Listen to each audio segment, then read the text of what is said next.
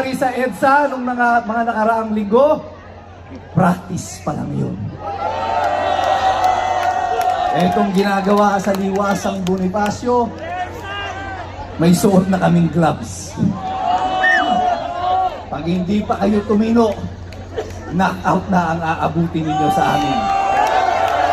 Mayroong bantang nagaganap sa ating bansa sa kasalukuyan. Mayroong bantang nangyayari sa ating bayan. At meron po akong isang awiting na ihahandog sa inyo na makaka-relate tayong lahat. This is an original song composed by Butch Charvet, pero ginawa ko po siyang rap song. So, and we're gonna do it now. At aawitin natin lahat ito, papakita natin sa buong bayan. Alam natin kung sino ang banta sa bayan na ito. At tayong lahat ay tutugon sa banta na ito.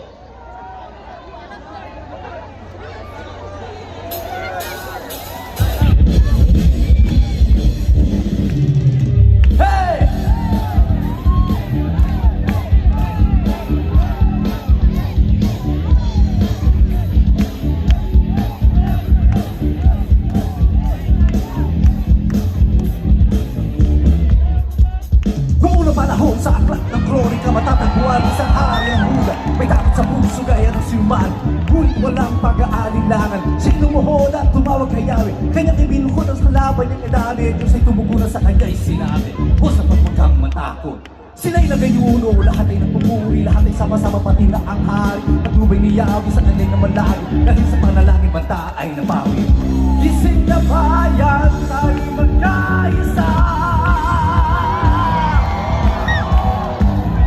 Oras na laan, huwag nang sayangin pa. Magpagkatatag at manalangin lang kay Jesus na siyang tanging pag-asa.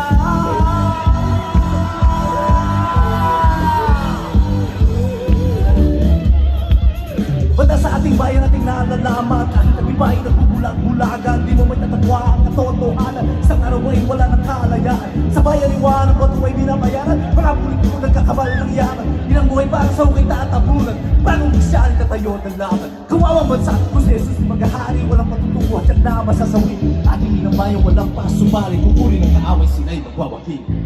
Ising na bayan, tayo'y magkaisa. Oras na laan, huwag nang sayangin pa.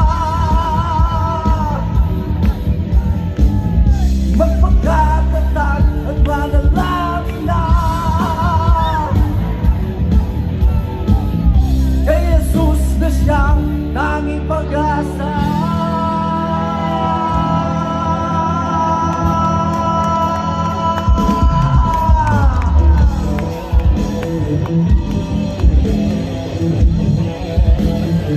At yan ang meron tayo. Isang bantang dapat pagtulong-tulungan nating labanan. At hindi tayo hihinto. We will never stop. We will keep on fighting para sa Republika ng Pilipinas. Mabuhay ang Republika ng Pilipinas! Basta sa ating bayan ating nalalaman, kahit ang iba ay nagbubulag-bulagan, di mo may tatagwa ang katotohanan. Isang araw ay wala ng kalayaan. Sa bayan iwanan, bato ay binabayaran. Mga politiko nagkakamal ng yaman, ilang buhay para sa ukay tatabunan. Bagong Kristiyan ay tatayo ng laban. Kawawang bansa kung si Jesus si maghahari, walang matutuwa at yan na masasawi. Ating inabayan, walang pasumali, kukunin ang kaaway, sila ay magwawagi. Gising na bayan, tayo'y magkaisa. Oras na laan, huwag nang sayangin pa. Magpagkatatag at manalangin na kay Jesus na siyang tanging pag-asa. Gising na bayan, tayo'y magkaisa.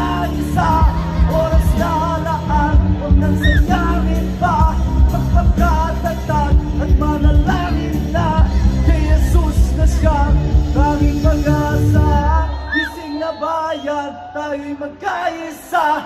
Oras na alaan, huwag nang sayangin pa.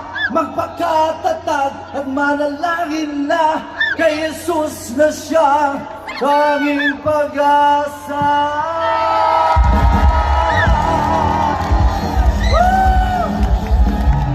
Mabuhay ang Republika ng Pilipinas!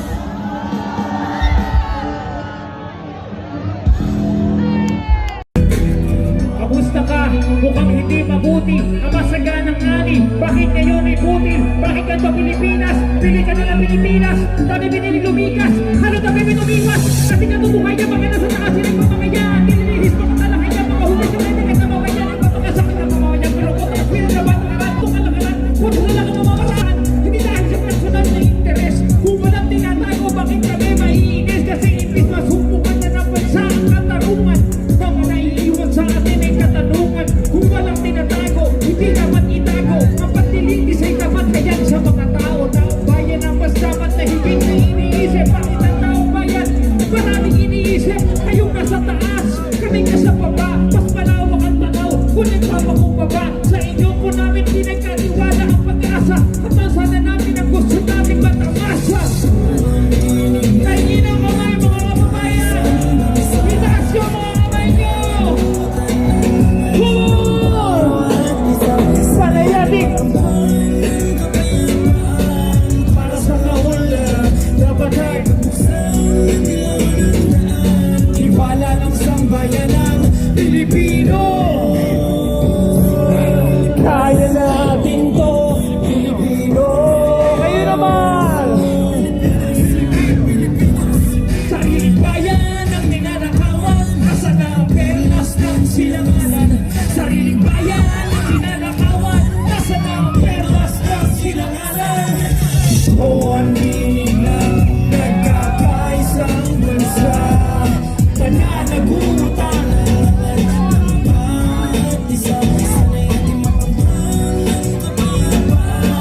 para sa kaunlaran. At ilawan ang daan, tiwala ng sambayanan. Let me hear say Pilipino. Let me hear say Pilipinas. Let me hear say Pilipino. Let me hear say Pilipinas. Salamat mga mahal mga kababayan. Tandaan nyo, dito mawawala ng saysay dahil ito'y matatala na sa kasaysayan.